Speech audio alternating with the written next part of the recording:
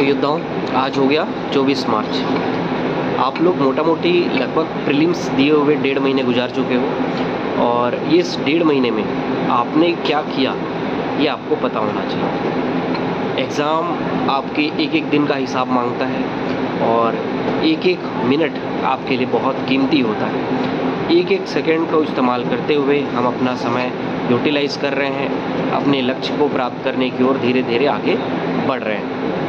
आपके दिमाग में ये बिल्कुल भी नहीं होना चाहिए कि कल क्या करेंगे और 1 महीने बाद क्या होगा, 3 महीने बाद कैसा जाएगा। ये सारी सवाल और सोच आपके दिमाग में न रहे। आप सिर्फ आज के बारे में सोचें, आज कैसे अच्छे दिन को यूटिलाइज़ करें, आज के दिन को प्रोडक्टिव कैसे लेके आएँ, और ये सारी चीज़ें आपके दिमाग में चलते रहनी चाहिए।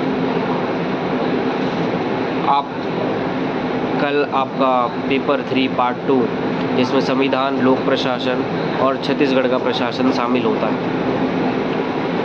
आप ओल्ड क्वेश्चन पेपर ज़रूर देखें और एक बार सिलेबस भी ज़रूर देखें। मैं आपको बिल्कुल सलाह दूंगा कि इस पार्ट के लिए तो कम से कम आप एक बार सिलेबस और ओल्ड क्वेश्चन पेपर ज़रूर देखें।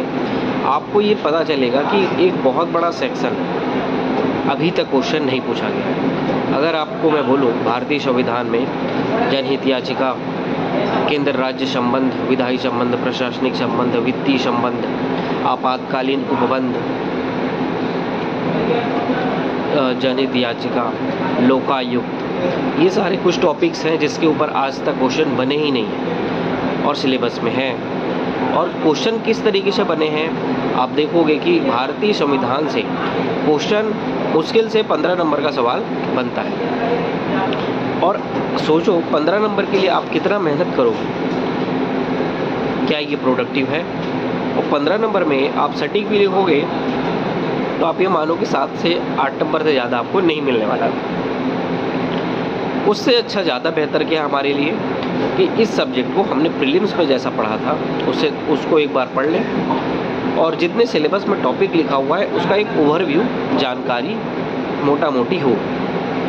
आप प्रतियोगिता सारांश के बुक देखेंगे तो शॉर्ट एंड स्वीट में लिखा है। और ख़ास करके जो हमारे साथ जुलाई में जुड़े हुए बच्चे थे, तो जुलाई में मैंने जब प्रोग्राम बनाया था तो इस भारतीय संविधान को मेंस पॉइंट ऑफ व्यू से कैसे पढ़ना है ये मैंने अच्छे से बताया था, क्योंकि उसमें समय ज़्यादा होता है, हमारी पूरी उसमें शेड्यूल लंबे चलते हैं। मैंने लगभग आपको उसमें बहुत सारे क्वेश्चंस लिखवाए थे। आप जितने क्वेश्चन उस समय लिखे थे आपके लिए वो एक असेट है।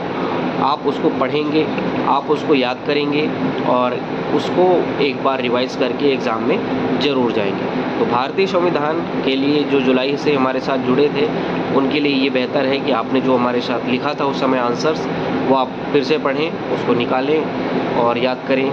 और एक मोटा मोटी ज़्यादा नॉलेज आपको इसमें रखना चाहिए। बहुत बड़ा सेक्शन छत्तीसगढ़ के प्रशासन से इस टॉपिक के ऊपर क्वेश्चन पूछा जाता है। तो छत्तीसगढ़ के प्रशासन को पढ़ने के लिए आपके लिए इम्पोर्टेंट है राज्यपाल, मुख्यमंत्री के पदों को, थोड़ा सा मंत्रिपरिषद के पदों को अच्छे से समझें। और आप जब प्रीलिम्स में छत्तीसगढ़ का प्रशासन पढ़ते हैं हरिराम पटेल सर के बुक में, जिसमें लिखा होता है सारी चीज़ें कि राज्यपाल क्या है, मुख्यमंत्री क्या है, मंत्रिपरिषद क्या है, विधानसभा क्या है, इसके क्या कार्य हैं, तो वो प्रीलिम्स वाला बुक खोलें और उस प्रीलिम्स वाले बुक में छत्तीसगढ़ के प्रशासन को एक बार पढ़ें। वो पढ़ेंगे, लोक प्रशासन पढ़ेंगे और भारतीय संविधान पढ़ेंगे। बहुत लंबा अगर देखोगे तो ये सब्जेक्ट हो जाता है सिलेबस वाइज, लेकिन नंबर इसमें आप देखोगे इतिहास में नंबर इसमें नहीं मिलता है। तो ज़्यादा बेहतर क्या है कि एक सीमित नॉलेज इस पार्ट में रखें, सारे टॉपिक्स का एक अच्छा ज्ञान रखें और एग्ज़ाम हॉल में एक भी क्वेश्चन न छूटे ऐसा लिखने का प्रयास हम अपने स्तर पे करें। और एक बार इसके लिए मैं बोल रहा हूँ कि क्वेश्चन पेपर और सिलेबस ज़रूर देखना, आपको पता चलेगा कि सिलेबस क्या है और क्वेश्चन कैसे बनता है। इसके बाद आपको समझ में आएगा। मैथ्स की प्रैक्टिस आपकी रेगुलर होनी चाहिए। एक टेस्ट जब आपका मैथ्स का होगा तो उस थोड़े से समय में आप पूरा कवर कर पाएंगे कि नहीं कर पाएंगे, ये आपके लिए चैलेंजिंग हो सकता है। तो आप मैथ्स में वर्क एंड टाइम, कार्य और समय को करते चले। इम्पॉर्टेंट है, मेंस में ये 8 नंबर से 10 नंबर के सवाल इस टॉपिक से बनता है, तो ये आप करते चलेंगे। मुहावरे आप कंटिन्यू कर रहे हैं 2-2 पेज। क्वेश्चन पहला लिखोगे आप, आँखों का काजल चुराना, आँखों का काजल चुराना, आधा तीतर आधा बटेर, ईंट से ईंट बजाना, ईंट से ईंट बजाना, उड़ती चिड़िया पहचानना, उड़ती चिड़िया पहचानना, उंगलियों पर नाचना, उधो का लेना न माधो का लेना, 8-8 आंसू रोना, आंखें सेकना, आसमान पर चढ़ा देना, आंसू पीकर रह जाना, आंसू पीकर रह जाना, आंखें नीची होना, आंखें नीची होना। तो ये आप करेंगे।